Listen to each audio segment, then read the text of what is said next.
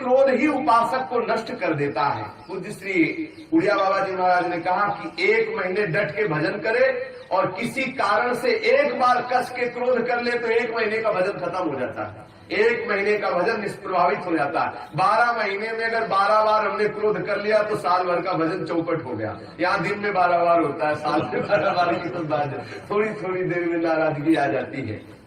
क्रोध भगवत प्राप्ति के मार्ग में बहुत बड़ी बाधक वस्तु है।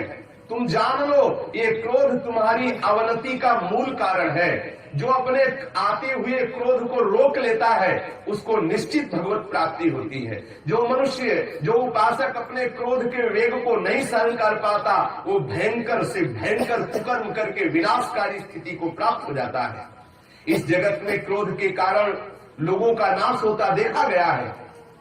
इसलिए उपासक को कभी किसी पर क्रोध नहीं करना चाहिए। क्रोधी मनुष्य भयंकर से भयंकर पाप कर सकता है। क्रोध के वशीभूत उपासक अपने गुरुजनों की हत्या भी कर सकता है।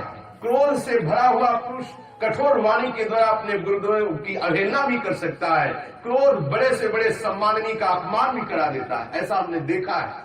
क्रोधवश अपने अबद्ध गुरुजनों की भी हत्या कर सकता है जो क्रोधी जन है। बोले क्रुद्धा पापम नरा कुर्यात् क्रुद्धो हन्यात् गुरुनपि क्रुद्धा पुरुषया वाचा श्रेयसोप्य मन्यते। इसलिए हे भाई, उपासक को कभी भी किसी भी स्थिति में क्रोध नहीं करना चाहिए।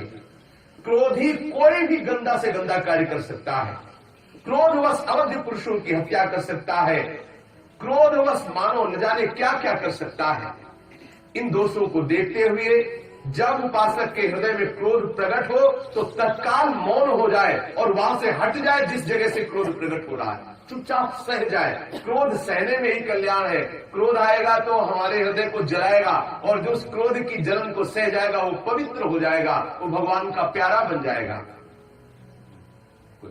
क्रोध करने वाले पुरुष के प्रति जो बदले में क्रोध नहीं करता, समझना, क्रोध करने वाले पुरुष के प्रति जो बदले में क्रोध नहीं करता, वो अपने को और दूसरों को भी महान भय से बचा के परम कल्याण करने वाला बन जाता है। क्रोध करने वाले पुरुष के प्रति भी जो बदले में क्रोध नहीं करता, वो अपने को और दूसरों को भी महान भय से बचा के परम कल्याण करने वाला बन जाता है। यदि मूढ़ एवं असमर्थ मनुष्य तुम्हें क्रोध दिलाने की चेष्टा करें तो तुम बलवान बनो, उनकी बातों पर मुस्कुराओ और क्रोधित मत हो, गुस्सा मत करो।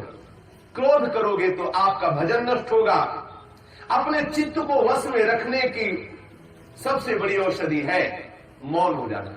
यदि कोई गाली दे रहा उस समय निश्चित मौन हो जाना चाहिए, बिल्कुल मौन हो जाना चाहिए, चल देना चाहिए। यदि सामर्थ्य न हो वहां खड़े रहने तो बिल्कुल चल देना चाहिए, सुनना ही नहीं चाहिए क्या कह रहा है। जो उपासक परम शक्तिशाली होकर भी नीच पुरुषों के द्वारा दिए हुए अपमान को सह लेता है और क्रोध नहीं करता है, देवता उसके चरणों की वंदना करते हैं। समस्त लोक परलोक में वो जय का भागी होता है और वो महा आनंद को प्राप्त होता है। इसलिए बलवान या निर्बल कोई भी तुम्हें सताने की चेष्टा करे तो तुम क्षमा भाव को धारण करना, कभी क्रोध को स्वीकार मत करना। साधु सदैव क्रोध पर विजय प्राप्त करता है।